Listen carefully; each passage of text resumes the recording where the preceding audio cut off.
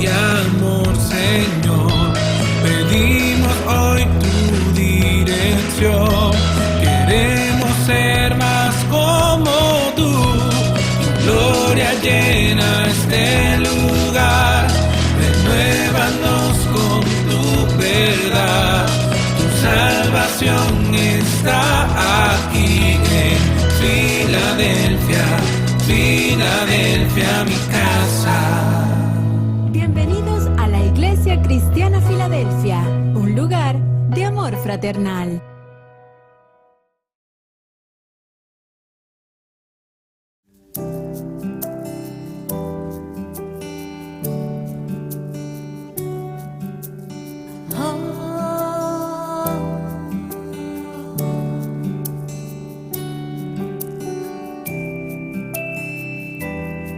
Te adoramos, Dios.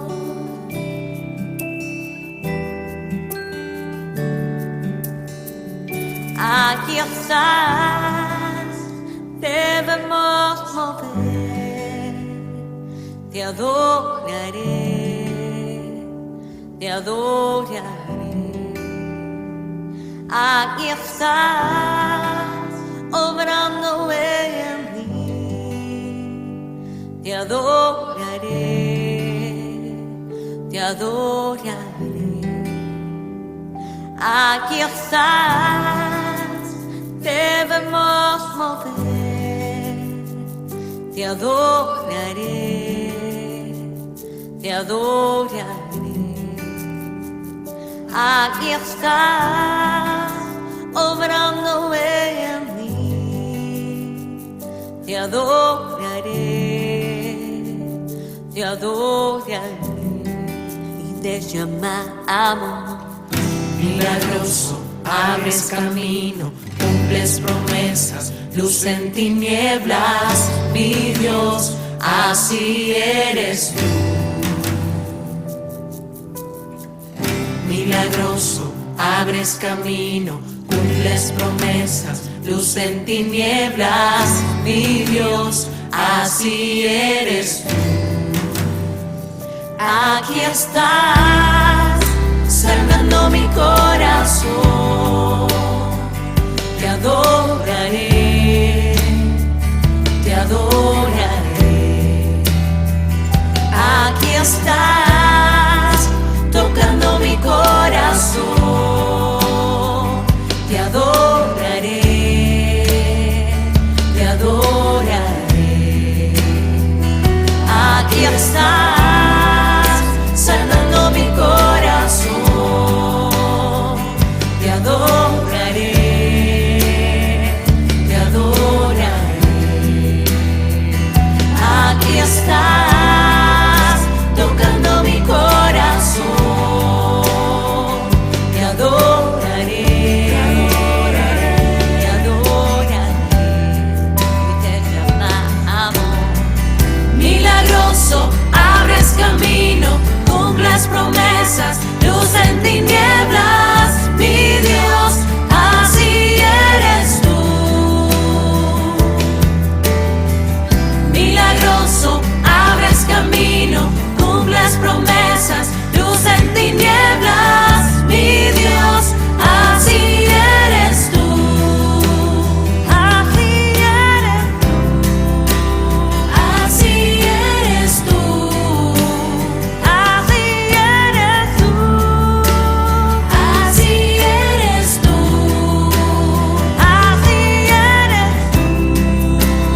así eres tú, así eres tú, así eres tú, así eres tú. Oh, así eres tú. Poderoso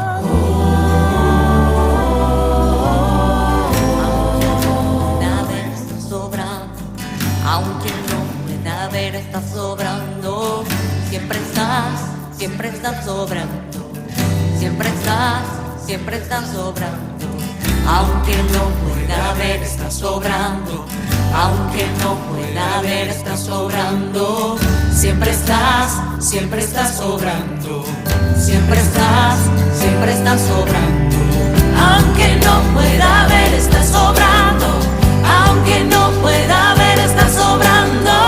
Siempre estás obrando. Siempre estás obrando. Aunque no pueda ver, estás obrando. Aunque no pueda ver, estás obrando. Siempre estás obrando. Siempre estás obrando. Milagroso, abres camino, cumples promesas, luz en tinieblas, mi Dios, así eres tú, solo Dios. Milagroso, abres camino, cumples promesas, luz en tinieblas, mi Dios, así eres tú, así eres tú, así eres tú,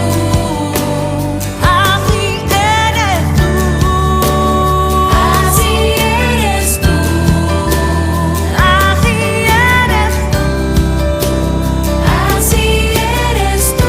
eres tú, así eres tú.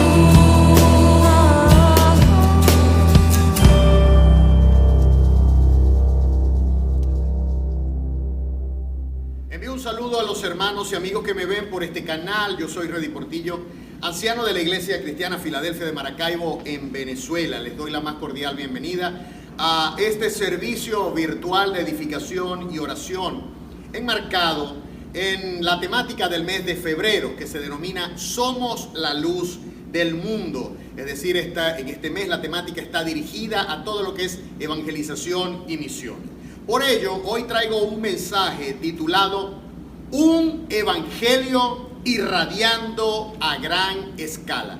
Un Evangelio irradiando a gran escala. Y está basado en una porción que se encuentra en la primera carta del apóstol Pablo a los tesalonicenses, en el capítulo 1, los versículos 5 al 10. Les invito a que lo leamos. Dice así: Pues nuestro Evangelio no llegó a vosotros en palabras solamente, sino también en poder, en el Espíritu Santo y en plena certidumbre, como bien sabéis, cuáles fuimos entre vosotros por amor de vosotros.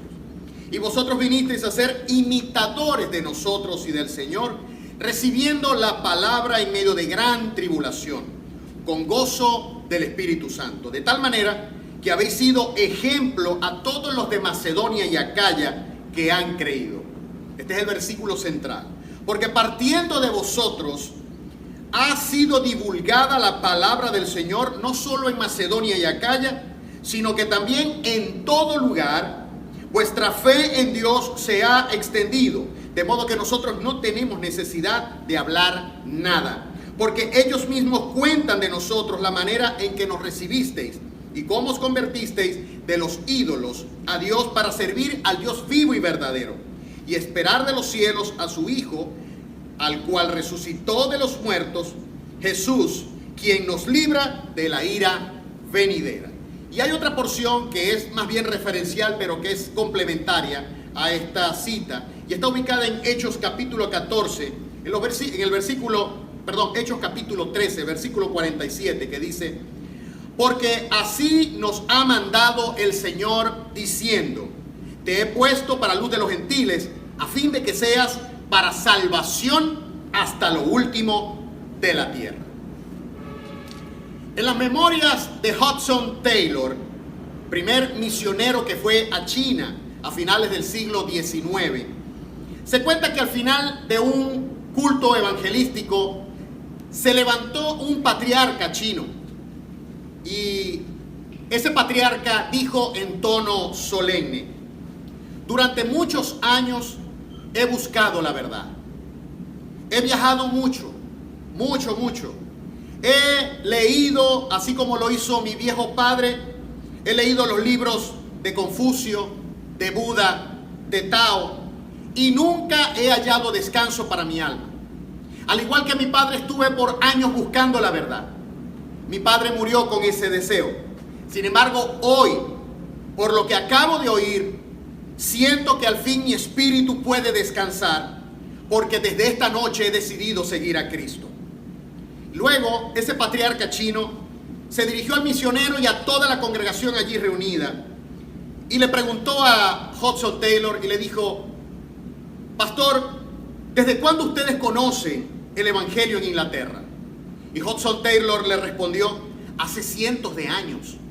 Estamos hablando de 1854 aproximadamente, cuando Hudson Taylor comenzó a viajar a China. Y el patriarca le dijo: ¿cómo? Cientos de años. ¿Y cómo es posible que ustedes hayan conocido a Jesús por cientos de años y apenas ahora nos lo han dado a conocer? Mi pobre padre buscó la verdad por muchos años y murió sin hallarla. Y el chino remató con dos preguntas seguidas e incontestables. ¿Por qué tardaron tanto en traernos el mensaje de esperanza de Cristo? ¿Por qué no vino usted antes, Pastor Taylor? Hudson Taylor fue un médico inglés, fue teólogo, traductor de la escritura y fue ensayista. Murió en 1905 a los 73 años. 51 años de su vida, de esos 73, los dedicó a predicar en China. Hizo 11 viajes y cada vez que él iba se quedaba de 2 a 5 años en distintas poblaciones de China. En su haber dejó casi 20,000 convertidos chinos, 125 escuelas, 300 bases de predicación que eran operadas por unas 500 personas. Sin duda, este palmarés de Hudson Taylor nos habla de alguien que supo lo que era evangelizar a grande escala. Hermanos, debemos ser ambiciosos en proclamar el evangelio a gran escala. En el texto bíblico que nos sirve de base, dirigido por el apóstol Pablo a los tesalonicenses, encontramos cuatro prácticas fundamentales que implementaron los tesalonicenses y convirtieron a esta iglesia en la potencia evangelizadora del Nuevo Testamento. Ninguna iglesia evangelizó tanto como los tesalonicenses, pero ellos tuvieron cuatro prácticas que las vemos descritas aquí en el libro, en la primera carta, en el capítulo 1, en los versículos 5 hasta el 10.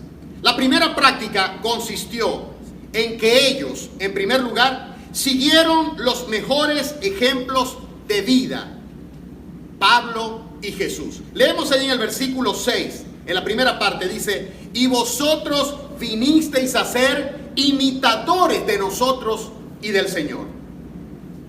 Nadie nace aprendido. Por ejemplo, los bebés sonríen a los pocos días de nacido, pero lo hacen por reflejo. Pero después ellos aprenden a sonreír imitando a sus padres. Del mismo modo, es muy común que un discípulo imite los gestos, la forma de caminar, de vestir, de andar, de hablar, la gesticulación, el acento de su maestro a quien admira. Eso lo vemos, por ejemplo, en el caso de Pedro con Jesús. Cuando Pedro entró a la casa de Anás la noche que estaban juzgando a Jesús. Y en Mateo 26:73 nosotros leemos lo siguiente: un poco después, acercándose los que por allí estaban, dijeron a Pedro: verdaderamente, tú también eres uno de ellos, porque aún tu manera de hablar te delata. Entonces él comenzó a maldecir y a jurar: no conozco al hombre. Es decir, por la forma de hablar de Pedro, muy parecida a la forma de Jesús, ellos lo sacaron y se dieron cuenta que él imitaba al maestro. Entonces, en sus predicaciones, nosotros vemos que Pablo insistía en que debíamos imitar los buenos ejemplos de aquellos quienes han alcanzado madurez. Principalmente él exponía a Cristo como el ejemplo máximo, y él también, desde la humildad, se ponía como un ejemplo también a seguir, un modelo a seguir. Si nosotros nos vamos a 1 Tesalonicenses, allí mismo, pero en el capítulo 2, en el verso 10, nosotros leemos esto. Pablo les dice: vosotros sois testigos, y Dios también, de cuán santa, justa e irreprensiblemente nos comportamos con vosotros los creyentes. Es decir, los tesalonicenses vieron cómo se comportaba Pablo, cómo ministraba Pablo, cómo actuaba Pablo, y también conocieron al Jesús del cual Pablo les hablaba. Entonces, ¿qué fue lo que imitaron los tesalonicenses, tanto de Pablo como de Cristo? Imitaron su accionar en el poder de Dios. Dice allí en el versículo 5, dice: nuestro evangelio no llegó a vosotros en palabras solamente, sino en poder, en el Espíritu Santo. Es decir, ellos se dieron cuenta que había algo poderoso y sobrenatural en la predicación de Pablo, que detrás de la predicación de Pablo había un poder inmanente que se desataba sanando enfermos, haciendo milagros y prodigios. Y es que Pablo les habló también de Cristo, quien se movía con poder y con gloria. Nosotros leemos, por ejemplo, en Lucas 4:14, que dice que Jesús, después de haber sido bautizado y después de pasar por la tentación, volvió en el poder del Espíritu Santo a Galilea y se difundió su fama por toda la tierra de alrededor. Más adelante, en Lucas 4:36 dice: y estaban todos maravillados y hablaban unos a otros diciendo: ¿y qué palabra es esta, que con autoridad y poder manda a los espíritus inmundos y estos salen?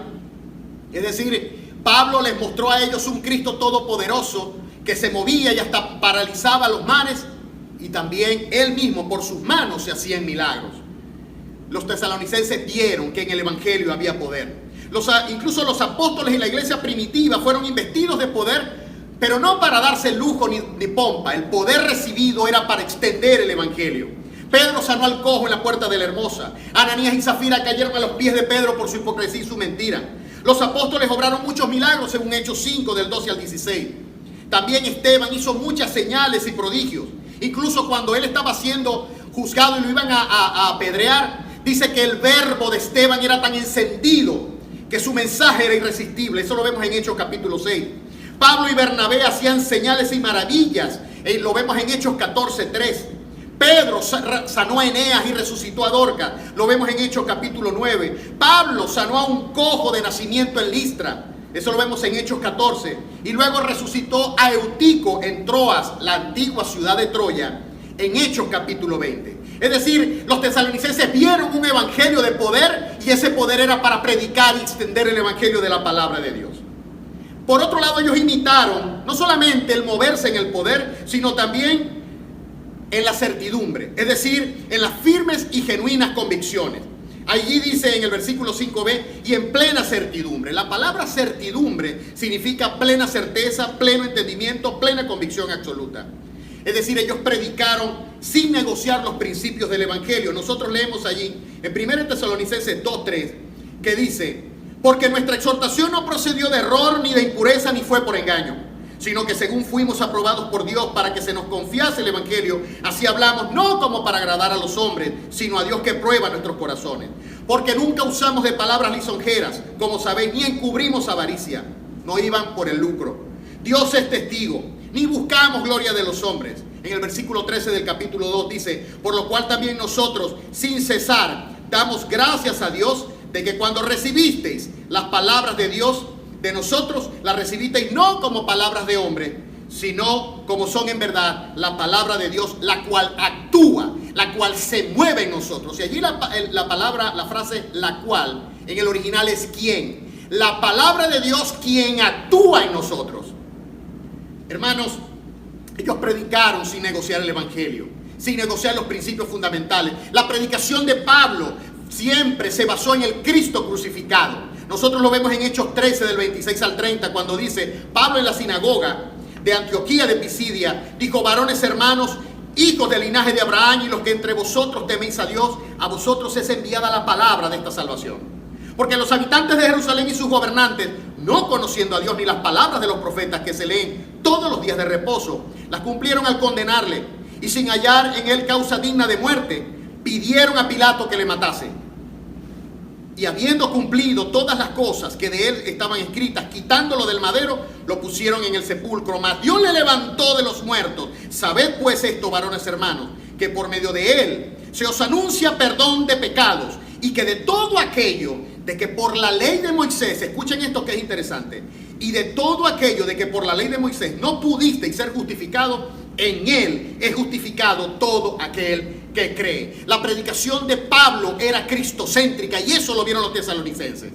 Además de esto, imitaron el ministrar y predicar el evangelio por amor y compasión. Dice en el versículo 5, en la última parte: como bien sabéis cuáles fuimos entre vosotros por amor de vosotros. Pablo les dice en el capítulo 2, en los versículos 7 y 8, que ellos fueron tiernos y compasivos en el cuidado con la iglesia. Dice: antes fuimos tiernos entre vosotros, como la nodriza cuida con ternura a sus propios hijos.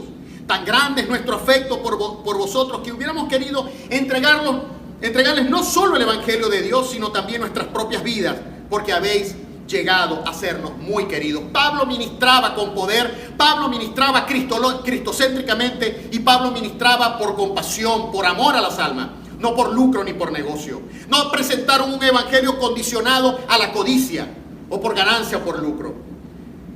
Alguien señaló las siguientes características o semejanzas entre Jesús y Pablo, sabiendo la distancia que hay entre Jesús como nuestro Señor y Pablo como su siervo.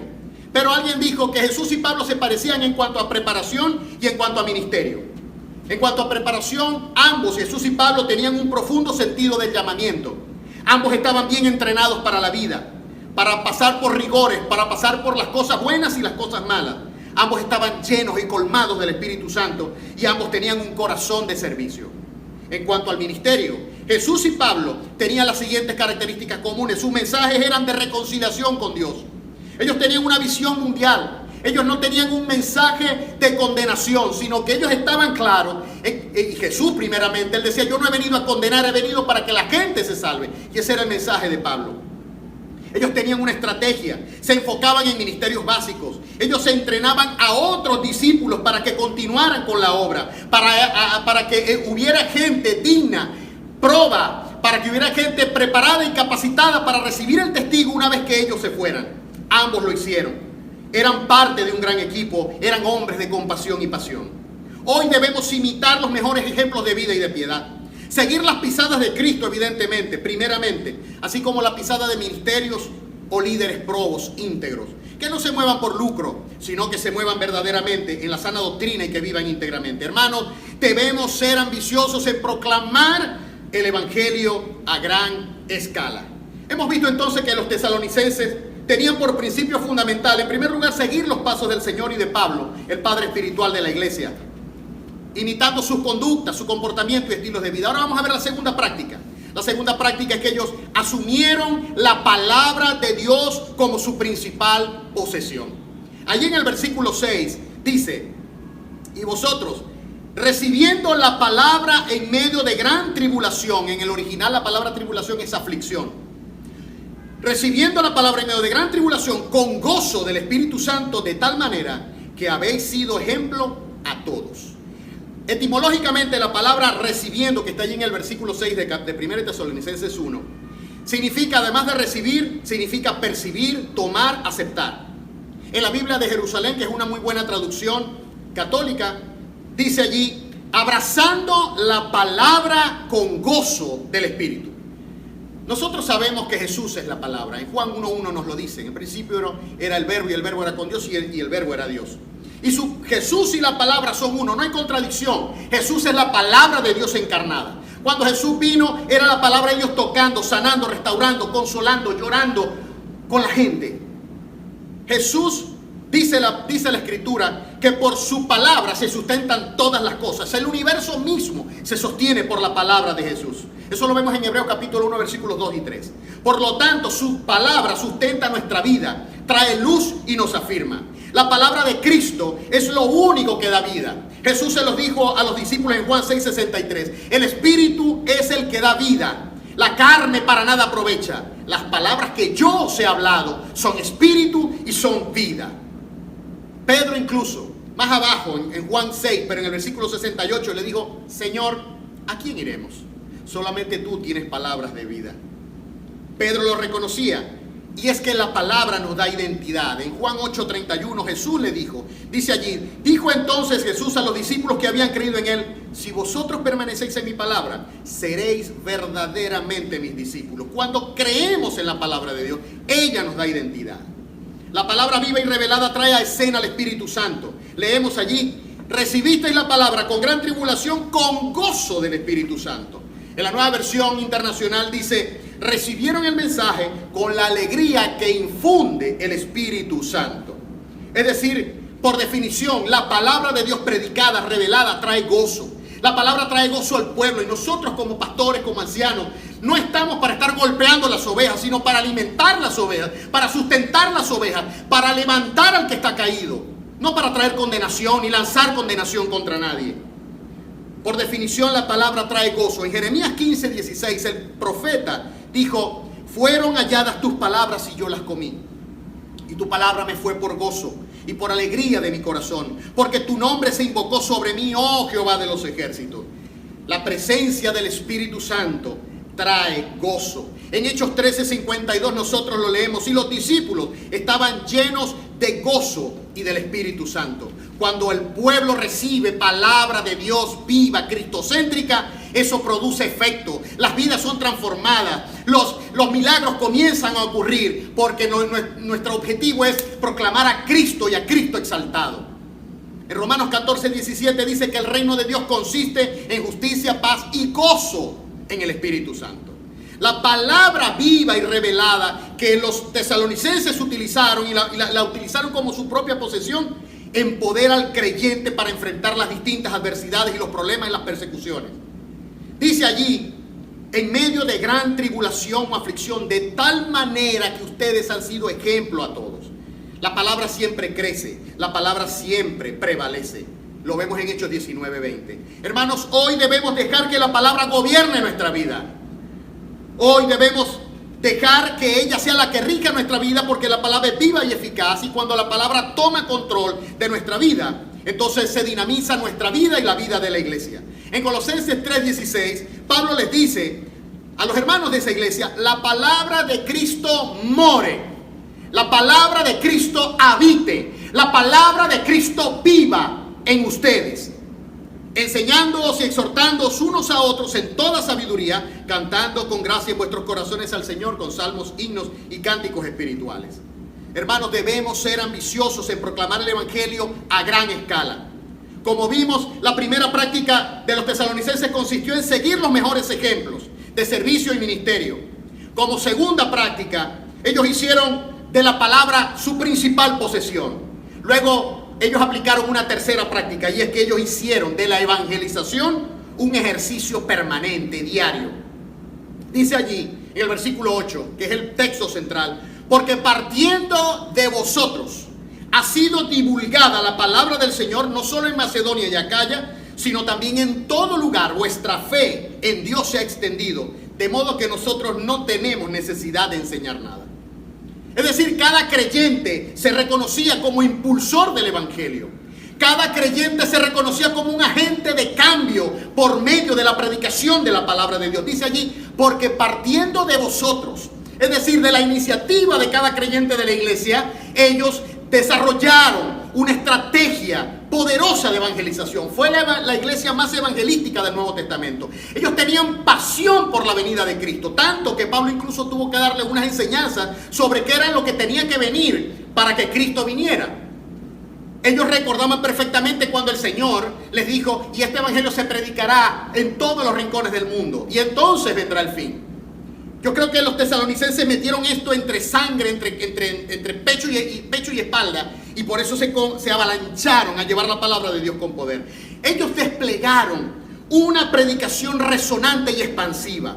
Nosotros leemos allí, dice: porque partiendo de vosotros ha sido divulgada la palabra del Señor. La palabra divulgada allí significa hacer eco, emitir un sonido, resonar, un sonido sucesivo. Es decir, como cuando suena un trueno, blum, y después ese trueno replica, y nosotros escuchamos el sonido del trueno, blum, blum, blum. Del mismo modo, esa es la imagen que dice la palabra divulgar. Es decir, que los hermanos de Tesalónica comenzaron a predicar y no solamente se dedicaron a su propia ciudad, sino que se expandió a toda Macedonia y toda Acaya. Y dice Pablo allí, utilizando una hipérbole, dice: no tenemos necesidad de hablar nada. O sea, nos dejaron sin trabajo. Ya no tenemos nada que predicar en Acaya y en Macedonia, porque ustedes ya lo llenaron todo. Hermanos, hoy debemos hacer correr la palabra. Debemos hacer correr la palabra. Ahí en 2 Tesalonicenses, en la segunda carta, en el capítulo 3:1, dice Pablo que la palabra del Señor corra y sea glorificada, así como lo fue en vosotros. Pablo reconocía que ellos predicaron tanto que la palabra corría por todo el territorio que ellos dominaban y aún más allá. Hoy debemos hacer correr la palabra valiéndonos de todos los medios habidos y disponibles, tanto los medios tradicionales como son el evangelismo personal, contacto cara a cara, tomas en las plazas, repartición de tratados, teatros, sketch, campañas al aire libre. También tenemos que utilizar los mecanismos tecnológicos, los conocidos, radio, televisión, pero también los innovadores, redes sociales, Facebook, Twitter, todos los medios habidos y por haber. Hacer resonar el evangelio con poder y con gloria. Debemos ser ambiciosos en proclamar el evangelio a gran escala.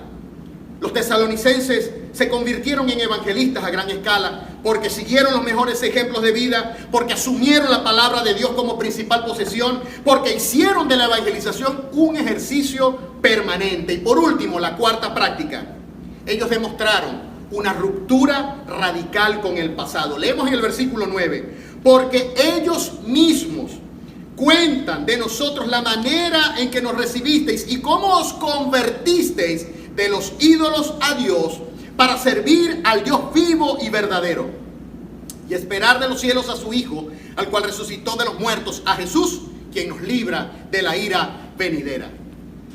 En su libro, Santiago dice que la fe sin obras es muerta. Es decir, la fe verdadera es notoria por los resultados que produce. Una fe auténtica, verdadera, tiene que producir obras. Si no, estamos calentando asientos en la iglesia. Si a través de nosotros no se convierte la gente, si a través de nosotros no se sanan enfermos, hermanos, entonces quiere decir que somos unos diabéticos espirituales. Nos estamos llenando de la palabra, pero no salimos de ella. No la predicamos. Tenemos que hablar la palabra. Y una vez que nosotros no nos preocupemos si Dios va a hacer milagros, va a sanar, eso lo hará el Señor. Nuestro trabajo es proclamar, nuestro trabajo es predicar, y Él respaldará nuestra predicación con señales, milagros y prodigios. A su nombre sea la gloria. Los tesalonicenses rompieron con sus dioses y se volvieron a Dios, porque el evangelio es poder de Dios para salvación, dice Pablo en Romanos 1, 17 y 18. No hay cadenas irrompibles para la palabra de Dios. Los tesalonicenses salieron del error para adorar, salieron de sus dioses para adorar al Dios vivo, dice Pablo. ¿Cómo os convertisteis de los ídolos a Dios? Es decir, hubo un arrepentimiento genuino. Y entiéndase bien que arrepentimiento no es llorar y darse golpes de pecho. La palabra arrepentimiento en el original es metanoia. Meta, cambio, noia, conocimiento, cambio de mente. Cuando yo cambio de mente, es decir, cuando yo cambio de actitud, me doy cuenta de una verdad que me es revelada por la palabra que es viva y eficaz, entonces yo cambio mi conducta. Eso es arrepentimiento. Cuando yo cambio mi conducta, cuando la palabra me transforma. Los hombres quieren juzgar la Biblia, pero quiero decirle algo: ustedes no juzgan la Biblia los juzga a ustedes. La Biblia es el espejo donde nosotros nos vemos, y la Biblia te dice: en esto está fallando. Ellos salieron del error, se arrepintieron y ellos rindieron su servicio al Dios vivo. Allí en el versículo 9 dice: ¿cómo os convertiste de los ídolos a Dios? Para servir al Dios vivo y verdadero. La palabra servir se traduce como, en realidad, estar sirviendo esclavizados.